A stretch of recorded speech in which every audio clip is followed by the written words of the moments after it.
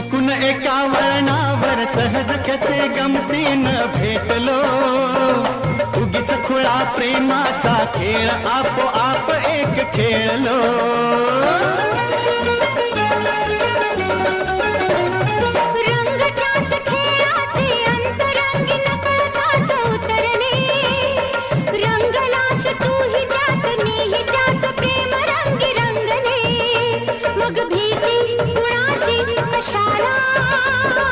भीती कुणाची कशाला, भीती कुणाची कशाला, अगं भीती कुणाची कशाला.